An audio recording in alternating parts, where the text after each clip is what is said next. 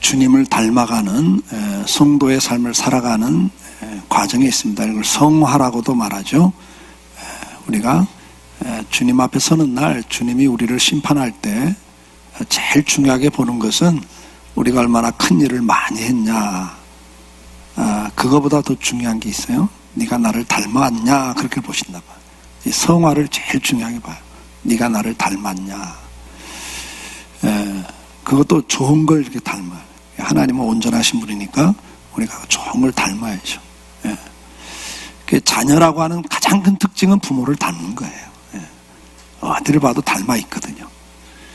그게 자녀의 큰 특징이죠. 우리가 하나님의 자녀라면 제일 중요한 게 닮는 거예요. 그 다음에 하나님 기뻐하는 일을 하는 거죠. 근데 이 두 가지가, 하나는 삶이고 하나는 사역, 이 두 가지를 꼭 균형을 맞추셔야 돼요. 우리는 자꾸 어떤 사역에 더 집중하는 경향이 있습니다. 특히 남자분들은 사역에 집중하는 경향이 있는데, 하나님께서는 이제 그것보다 더 중요하게 보는 게 삶에 어떻게 살아내는가. 그 삶이라고 하는 것은 결국은 주님을 닮아가는 데 있어서 제일 중요한 바로미터가 되죠. 자, 그런 측면에서 우리가 주님의 성품을 닮아가는 과정 속에서 앞에 2달 동안 몰두, 그 다음에 이제 공적임, 그 다음에 이제 오늘 열려있음, 이 세 가지가 이렇게 함께 묶여있는 성품들입니다. 하나님의 뜻을 발견한 사람들은 자기 삶의 우선순위가 정해집니다. 그래서 이렇게 몰두를 해요. 집중을 할 수 있는 사람이 됩니다. 산만하지 않습니다. 그러니까 이제 자기 사명이 뭔가를 깨달은 성도는 심플한 삶을 살아요. 복잡하지 않아요. 그저 심플하게 이거다. 내가 살 길은 이거다. 그래 바울이 말한 대로 이 표대는 이거다. 내가 달려갈 길은 이거다. 이 일을 이루기 위해서는 내 목숨이 아깝지 않다. 이렇게 이제 고백을 할 수 있는 자리에 가는 거죠. 그리고 이렇게 하나님의 뜻을 깨달은 사람들은 이제 몰두, 집중할 수 있을 뿐만 아니라 공과 사를 구분하는 공적인 사람이 되는 거예요. 하나님 뜻이 정확하지 않으면 공적일 수가 없어요. 공과 사 구분이 잘 안 됩니다. 그냥 자기 개인 생각이나 자기 형편을 앞세우고 살 수밖에 없는 사람이 되죠. 자, 이제 이렇게 집중과 공적인 사람이 되기 위해서 가장 중요한 게 뭐냐면 열려있는 사람이 돼야 이게 되는 거예요. 오늘은 이제 그 열려있음에 대해서 우리가 같이 말씀을 나누려고 합니다. 열려있다고 하는 것은 세 가지 중요한 특징이 있는데, 첫째가 순종입니다. 순종. 자신의 생각과 감정과 기준과 가치관보단 하나님의 뜻을 우선하는 사람들입니다. 이 열려있는 사람이에요. 이게 닫혀있다는 건 뭐죠? 자기 생각에 이렇게 빠져있는 사람들이죠. 자기 생각, 자신의 감정, 자신이 갖고 있는 그 기준, 가치관이 우선적인 사람들이에요. 이 사람들은 하나님께 순종할 수가 없어요. 그래서 열려있는 사람의 가장 큰 특징은 순종할 줄 아는 사람입니다. 그 다음에 두 번째 특징이 뭐냐면 인정과 존중이에요. 무절제한 비판과 비난보다는 상대를 인정하고 존중하는 사람이 열려있는 사람입니다. 그러니까 이게 닫혀있는 사람이 뭡니까?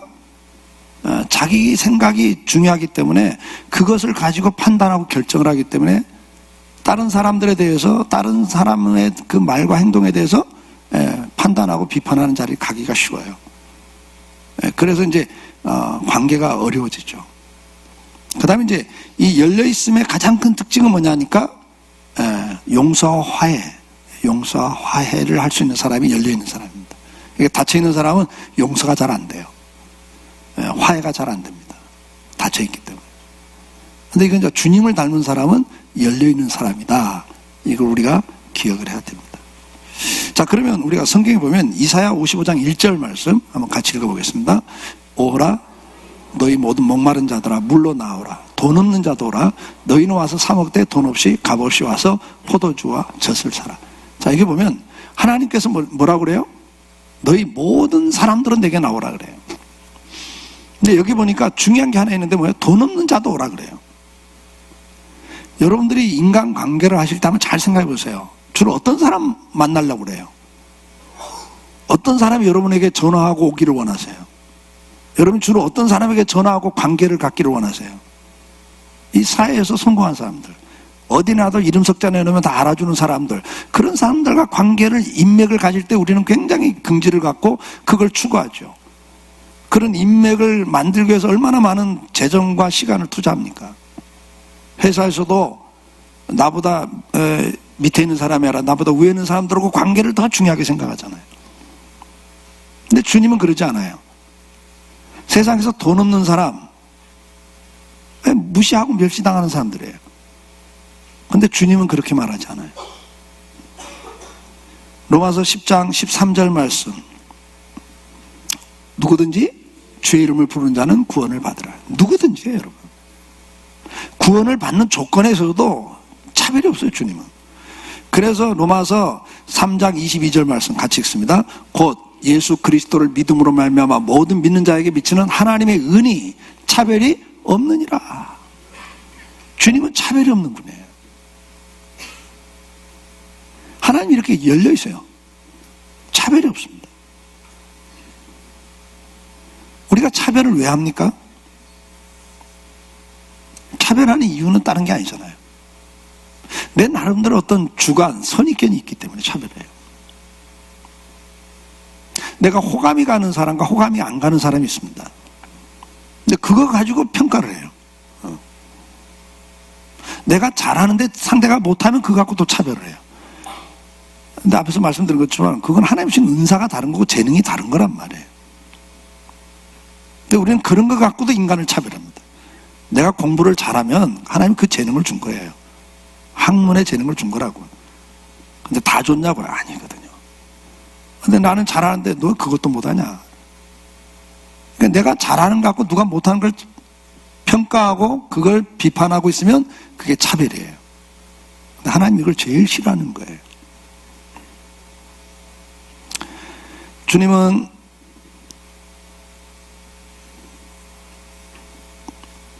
어떤 사람들을 만나고 계십니까? 요한계시록 오늘 본문 3장 20절 말씀 한번 같이 또 읽습니다. 볼지어다 내가 문 밖에서 들으니 누구든지 내 음성을 듣고 문을 열면 내가 그에게로 들어가 그와 더불어 먹고 그는 나와 더불어 먹으리라. 누구든지예요, 누구든지. 주님은 뭐예요? 내 마음에만 열면, 문만, 내 마음에만 열고 주님, 내가 주님을 나의 구주로 영접합니다. 그러면 차별이 없어요, 거기는요.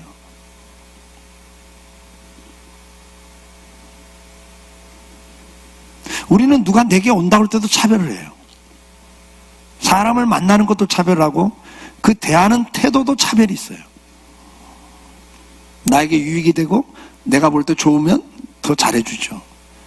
그러나 내게 유익이 안 될 사람한테 전화 오고 만나자 그러면 우리는 벌써 태도부터가 표정부터가 달라집니다. 참 차별을 해요. 그 뭐예요? 다 내가 기준이잖아요.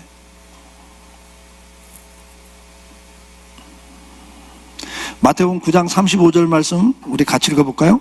예수께서 모든 도시와 마을에 두루다니사 그들의 회당에서 가르치시며 천국 복음을 전파하시고 모든 병과 모든 악한 것을 고치시니라. 주님은 지역도 차별이 없었습니다, 여러분.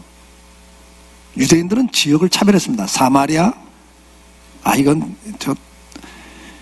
바벨론이 쳐들어오고 그래갖고 인구 이주 정책을 쓸 때 그냥 그 사마리아 지방은 외국에 있는 사람들이 다 들어와가지고 이스라엘이 식민지 할 때 혼혈된 사람들이에요. 유대인들은 그 동네에 들어가는 것 자체를 부정하다 생각했어요. 근데 예수님은 그 사마리아 성에 들어가서 그 사마리아 성에 수가성에 들어갔을 때도 누구를 만나줘요? 남편을 자주 바꾸는, 그래서 뭐 정말 그 문란한, 음란한 이렇게 평이 나 있고 소문 나 있어서 이 여자가 우물에 물을 길러 올 때도 아무도 없는 한낮에 와요. 그 사마리아 얼마나 더운 지방인데 한낮에는 안 움직이는데, 왜요? 사람 있을 때 우물가에 오면 물 길러 왔다가는 그 동네 아줌마들한테 눈치 봐야죠. 또 비웃죠. 왕따 시키죠. 또 자기 지나가고 나면 또 뭐 가십거리가 되죠. 그걸 다 아는데 어떻게 그 여자들이 줄 나와서 물 길고 빨래할 때 오겠냐고요. 한낮에 아무도 없을 때 옵니다. 근데 그런 여인도 주님은 만나서 대화를 나눠요. 그에게 복음을 전해주고. 주님의 모습이 그런 거거든요. 그분은 차별이 없었어요. 지역 차별도 없고요. 우리는 또 지역 갖고도 얼마나 차별을 합니까? 뭐 가난한 나라에서 오면 또 얼마나 그 사람들 뭐 그 가난한 나라에서 우리나라 근로자로 오는데 그 사람들 거기서 다 대학 나오고 다 괜찮은 사람들인데 여기 오면 뭐 완전 무시를 당하고 인종차별하죠. 가난한 나라라고 차별하죠. 주님은 그런 게 없어요. 우리가 참 정말 예수 믿으면서도 너무 닫혀 있어요. 예수님께서는 마태복음 9장 10절 말씀 같이 읽어볼까요? 예수께서 마태의 집에 앉아 음식을 잡수실 때 많은 세리와 죄인들이 와서 예수와 그의 제자들과 함께 앉았더니, 이 세리 여러분 잘 알잖아요. 세금 걷는 사람들인데 요즘 같은 세무공무원이 아니고 옛날에 로마 식민지에 있으면서 로마 정부에게 1년에 얼마 세금 걷어내겠다 하고 입찰을 받으면 거기에 몇 배를 걷어서 자기 착복하고 로마에다가 세금 내는 사람들이 세리예요. 그래서 그 시대 세리는 매국노입니다. 나라와 민족을 팔아먹는 그 식민지의 앞잡이 노릇하면서 백성들을 착취하는 아주 전형적으로 악한 사람들, 자기밖에 모르는 사람들이에요. 그래서 유대인들은 이 세리들을 아예 그냥 인간 취급도 안 한 사람들이거든요. 근데 예수님은 그들과 함께 그 집에 들어가서 식사를 같이 한단 말이에요. 마태도 그랬고 삭개오도 그랬고. 그러니까 우리가 보면 우리도 얼마나 그런 그 선입견을 가지고 저 매국노, 얼마나 우리가 그런 게 많아요.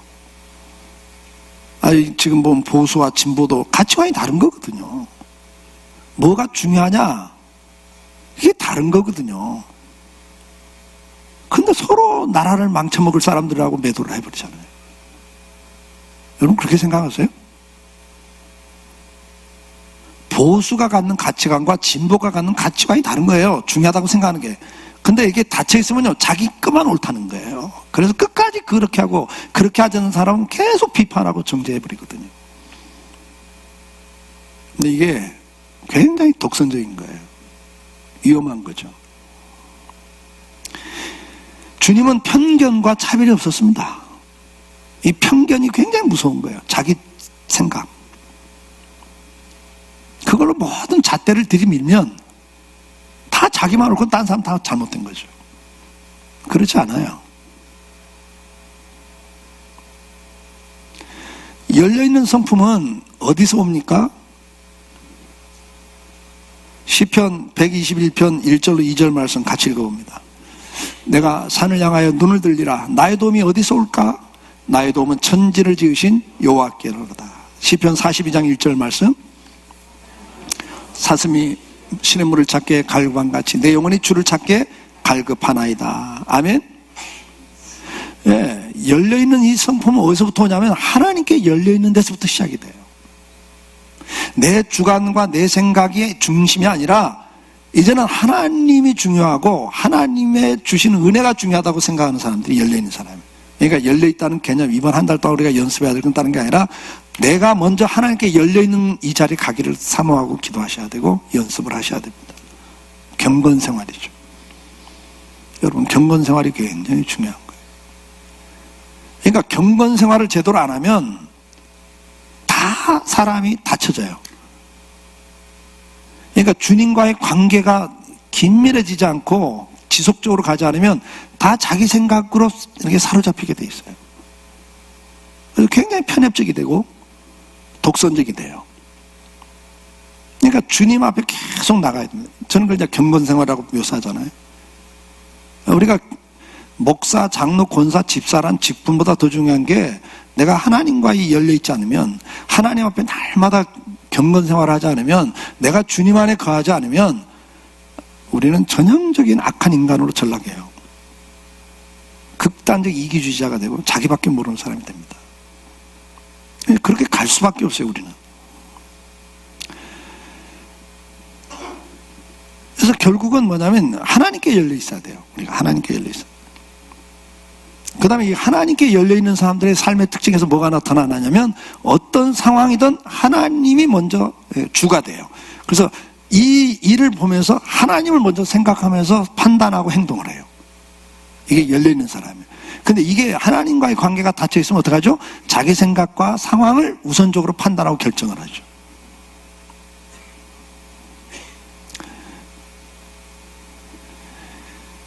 사무엘상 17장 37절 말씀 한번 같이 읽어보겠습니다.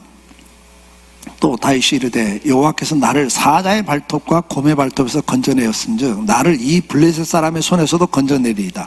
사울이 다윗에게 이르되 가라, 여호와께서 너와 함께 계시기를 원하노라. 이 블레셋과의 전쟁에서 골리앗이 지금 블레셋의 대표적인 장군 아닙니까?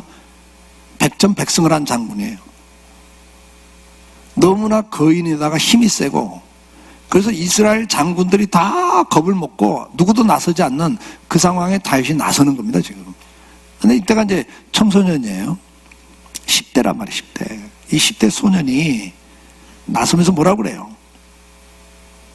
그냥 이 말을 다른 말로 하면 생사복은 하나님 손에 있다, 그 말이에요. 아멘? 그러니까 항상 하나님께 열려있는 사람은 어떤 상황을 딱 볼 때 여기서도 주인은 하나님이시다. 전쟁은 하나님 손에 있다. 그러니까 객관적으로 보면 골리앗을 이길 수 있는 사람이 이스라엘은 없는 거예요. 근데 다윗은 말해요. 너는 칼과 단창을 갖고 내게 나오지만 나는 만군의 여호와 이름을 가지고 너에게 나간다. 그러고 나가. 그러면 뭐 여호와 이름으로 골리앗 죽어라 뭐 이런 건 아니잖아요. 자기가 양을 칠 때 짐승이 양을 잡아먹혀서 오면 멀리서부터 협박을 하기 위해서 돌을 던지는데 뭐 손으로 던지면 힘이 많지 않으니까 물매를 돌려서 집어 던진단 말이에요. 그거 들고 나가는 거거든.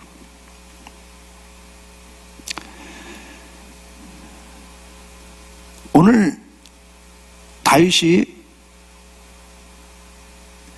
사무엘하 16장 11절 12절에 또 가보면 이런 말을 해요. 같이 읽어보겠습니다. 또 다윗이 아비새와 모든 신하에게 이르되 내 몸에서 난 아들도 내 생명을 헤아려 하거든 하물며 이 베냐민 사람이랴 여호와께서 그에게 명령하신 것이니 그가 저주하게 버려두라.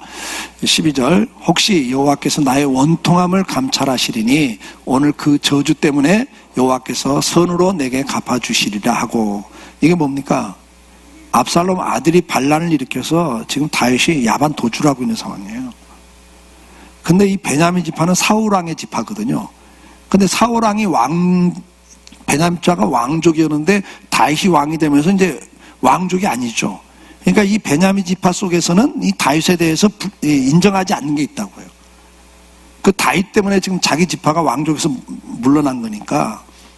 근데 이 지파 가운데 시므이라는 사람이 다윗이 도망가는데 나와가지고 죄를 뿌리고 돌을 던지면서 이 저주받은 사람아, 그래 네가 사울 집에 피를 흘렸으니까 너도 피 흘려봐라 막 이러면서 저주를 한단 말이에요.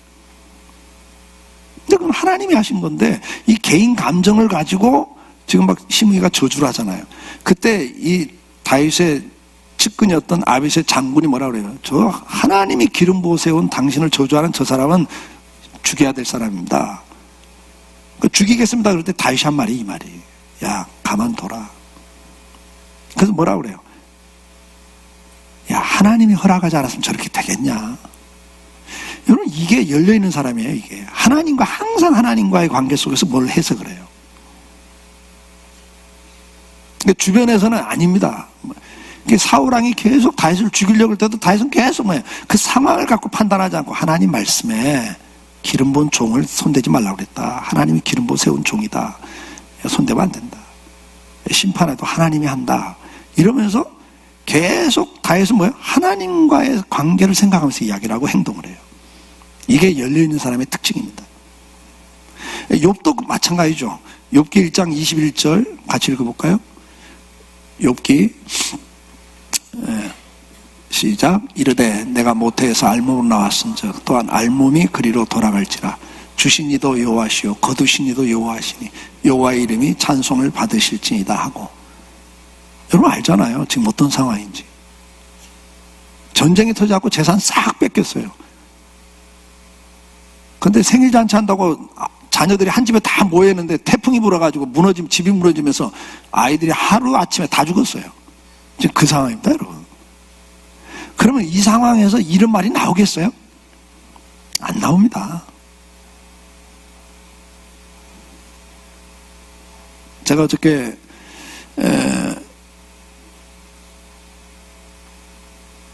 결혼식을 참석한데 거기서 옛날에 알고 지내던 분을 만났어요. 근데 선교사님 사모님이세요. 정말 헌신적으로 사는 집입니다.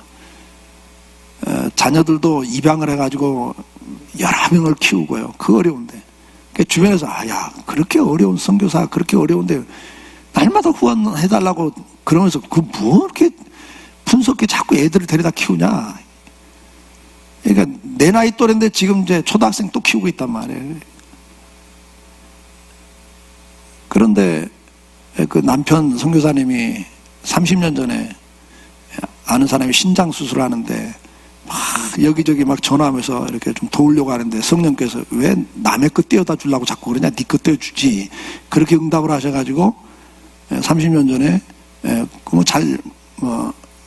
실은 개인끼리는 잘 모르는 관계인데 누가 도움을 좀 달라고 자기가 무슨 그런 협회에 근무할 때인데 뭐 이렇게 도움을 달라고 이제 협회로 요청이 들어오니까 자기가 이제 그 분야에서 일하는 사람이니까 막 그 신장 구하려고 하다가 성령께서 야, 네 것 떼어주지 왜 남의 것 떼어주려고 그러냐. 그래서 이제 그냥 이렇게 순종해서 하나를 떼어줬대요.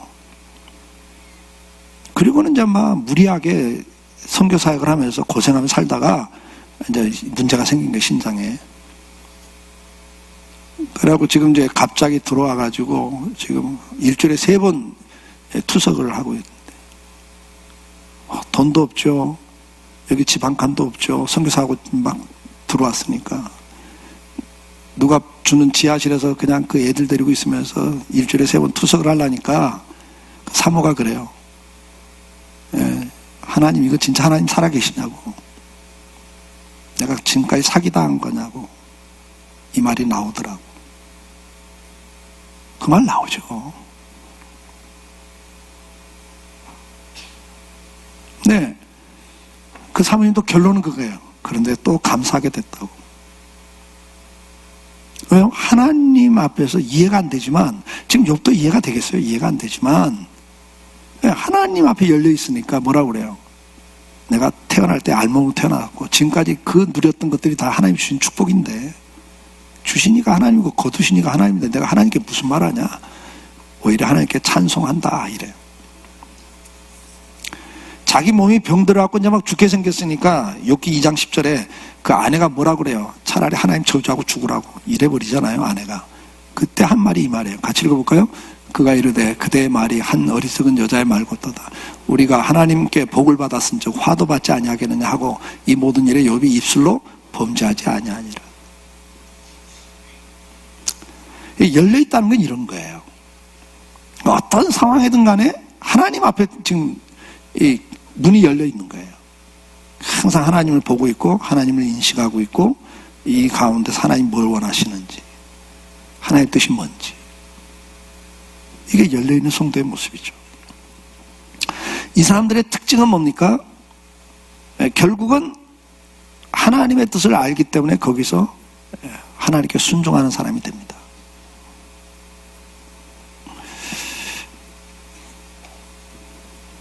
이런 그 열려있는 사람의 특징 가운데 또 하나가 뭐예요? 옆에 있는 사람에게 열려있는 사람이 됩니다. 우리가 이 사랑 관계에서 열려있다는 게 뭐겠어요, 여러분? 그 사람을 인정해 주는 거예요. 앞에서 말씀드린 것처럼 내가 강한 사람들은 열려있지 않고 닫혀있으면 결국은 내 생각이 가장 중요하거든요. 그걸 모든 걸 판단하고 결정하고, 그래서 판단하고 정죄할 수도 있단 말이죠. 주님께서 마태복음 7장 1절로 6절에서 이렇게 말씀을 해주세요. 같이 읽어봅니다. 마태복음 시작. 비판을 받지 아니하거든 비판하지 말라. 너희가 비판하는 그 비판으로 너희가 비판을 받을 것이요 너희가 헤아리는 그 헤아림으로 너희가 헤아림을 받을 것이니라. 어찌하여 형제의 눈 속에 있는 티는 보고 내 눈 속에 있는 들보는 깨닫지 못하느냐. 보라, 내 눈 속에 들보가 있는데 어찌하여 형제에게 말하기를 나로 내 눈 속에 있는 티를 빼게 하라 하겠느냐. 외식하는 자여 먼저 내 눈 속에 있는 들보를 빼어라. 그 후에야 밝히 보고 형제의 눈 속에 티를 빼리라. 여기까지. 여러분 보세요. 여기 보면 3가지를 이야기해요, 주님이. 왜 우리가 남을 비판합니까? 그 잣대가 있다는 게 잣대. 근데 잣대가 뭐냐면 자기란 말이죠. 그러니까 내 생각이 잘못됐으니까 잘못되다고 그래요. 근데 우리가 보는 그 기준은 정말 다르거든요. 내로남불, 요즘 우리 한국 사회에. 그죠? 내가 하면 로맨스, 남이 하면 불륜. 내로남불이란 말을 참 많이 씁니다. 사람은 그런 존재들이에요. 그 잣대가 자기 중심에 있습니다. 자기 생각이 보니까 이게 잘못됐단 말이에요. 근데 주님은 뭐라고 그러냐면, 야, 네 주제 파괴라. 네 눈 속에는 들보가 들어있다. 형제 눈에 티를 뽑겠다고 나서지 마라. 주님이 하시는 말씀은 다른 게 아니에요. 너 비판하는데 너 그것 때문에 네가 나한테 비판을 받고 네가 누군가를 헤아리지, 계산하지, 나도 너를 계산할 거야. 그러면서 하시는 말씀이에요. 그러면서 뭐라고 그래요? 너 자신을 먼저 살펴라. 그리고 심판하지 마라. 비판은 뭐냐면 심판하는 거예요. 잘못됐다고 내가 판결을 해버리는 거거든요. 제가 말에 대한 설교를 여러 번 했습니다마는 한 10년 안 한 것 같아요. 제가 은퇴하기 전에 한 번 하고 은퇴할 생각입니다. 왜냐하면 제가 목회 평생 하면서 가장 하나님 나에게 줬던 메시지가 그게 강력한 메시지였거든요. 제 인생을 바꾼 메시지였어요. 정말 자기가 기준일 때가 너무 많아요. 주님께서 말씀을 하시면서 여러 가지를 말씀을 합니다마는 우리가 다른 사람을 이렇게 판단하고 비판할 때 그게 뭐냐니까 결국은 닫혀 있는 거다. 주님이 우리에게 원하는 게 뭐죠? 마태복음 22장 37절 39절에 주님이 우리에게 원하는, 성경에서 제일 강조하는 게 이거잖아요. 같이 읽어요. 예수께서 이르시되 내 마음을 다하고 목숨을 다하고 뜻을 다하여 주 너의 하나님을 사랑하라 하셨으니, 둘째도 그와 같으니 내 이웃을 내 자신같이 사랑하라 하셨으니, 이것이 가장 중요한 거다. 결국은 뭐냐면 하나님 앞에 열려있는 성도들은 하나님 은혜를 받습니다. 내가 얼마나 큰 죄인이고 어떻게 사죄의 은총을 받았는가를 알아요. 그 때문에 주기도문에서 기도하는 것처럼 우리가 우리 죄를 용서할 수가 있는 거죠. 이게 이제 그래서 다음에 용서와 화해 단계로 넘어가는 게 열려있는 사람의 특징이 세 번째가 그건 거예요. 여기에서 그게 다 나오거든요. 그러니까 하나님과의 관계에서 이게 다 나와요. 우리가 에베소 5장 15절부터 6장 9절까지 보면, 거기 보면 성령이 우리에게 충만하게 임할 때 나오는 그 반응, 태도들이 뭐죠? 찬송, 감사. 이 두 가지가 앞에서 이야기돼요. 그래서 범사에 이렇게 감사하게 되고 주님 안에서 찬송하고 희락이 있어요. 기뻐함이 있습니다. 그런데 거기서 가장 큰 특징이 뭐가 나오냐면, 이렇게 감사, 찬송 다음에 21절에 강조하는 게 있어요. 시작. 그리스도를 경외함으로 피차 복종하라. 이렇게 나와요. 그러니까 하나님에게 열려있는 사람들의 삶의 특징이 뭐냐면, 은혜를 받은 성도의 특징이 뭐냐면 순종과 복종이 나와요. 그러면서 이제 요 5장 21절 이후에 이제 뭐가 나와요? 남편들아, 아내들아, 이렇게 하면서 부부관계에서도 서로 성령 안에서 피차 인정하고 존중하고 복종해라, 이렇게 나오는 거란 말이에요. 그 다음에 뭐예요? 부모에게 순종해라. 그 다음에 뭐예요? 네가 회사에 나가면 사장이 네 마음에 안 들어도 네가 존중하고 섬겨라, 이렇게 나온단 말이에요. 그러니까 여기 이제 복종하라는 말이 이게 쉬운 이야기가 아닙니다, 여러분. 여러분 회사에 가서 사장님에게 무조건 복종이 됩니까? 뒤에 가서 욕하죠. 여러분 가정에서도 부부간에 서로 복종이 됩니까? 자존심 상하죠. 교회 오셔도 목사, 장로에게 너희를 인도하는 자들에게 순종하고 복종하라는데 그게 됩니까? 비유상하죠. 말도 안 되는 소리라고 그러죠. 그게 현실이에요. 안 됩니다, 여러분. 그게 절대 쉽지 않아요. 그래서 앞에 전제가 있는 거예요. 그리스도를 경외함으로요. 우리가 하나님께 열려있지 않으면요, 절대 다른 사람을 인정하고 존중할 수가 없습니다. 그래서 그리스도를 경외할 때 이게 되는 일들이에요. 그러니까 하나님께 열려있는 사람만이 할 수 있는 일들이죠. 그래서 이제 이런 사람들의 특징은 뭡니까? 다른 사람들을 이해하고 용납하고 화목하는 자리로 나가게 됩니다. 로마서 5장 10절로 11절 말씀 보면 같이 읽어봅시다. 곧 우리가 원수 되었을 때 그의 아들의 죽으심으로 말미암아 하나님과 화목하게 되었은즉 화목하게 된 자로서는 더욱 그의 살아나심으로 말미암아 구원을 받을 것이니라. 아멘. 주님이 죽으심으로 화목이 된 거예요. 우리가 부부가 어떻게 화목합니까? 여러분, 부부가 어떻게 화목해요? 어떻게 우리가 피차 복종할 수 있어요? 자기가 죽을 때 가능한 이야기입니다.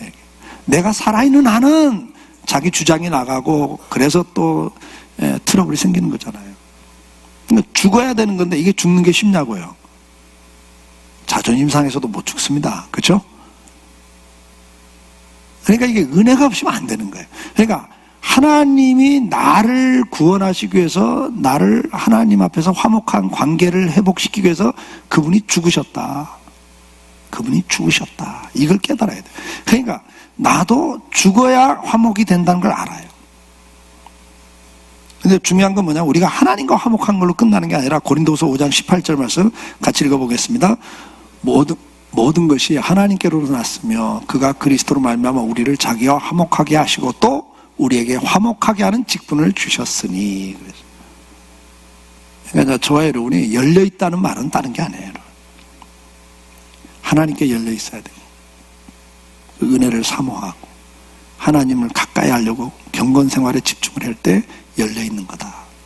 그리고 그런 사람은 항상 모든 삶과 상황 속에서도 하나님을 인식하고 말하고 결정하고 행동한다. 그게 열려있는 사람이에요. 하나님과 교통하고 있는 거죠. 계속. 그리고 이런 사람들이야말로 내 옆에 있는 사람들에 대해서도 인정할 줄 알고 존중할 줄 아는 사람이 된다. 그런 말이에요. 그리고 결국은 어떻게 해요? 화목케 하는 자리에 가기 위해서는 용서를 하고 용납을 하고 받아들인다. 마태복음 6장 14절로 15절 말씀 한번 같이 읽어봅시다.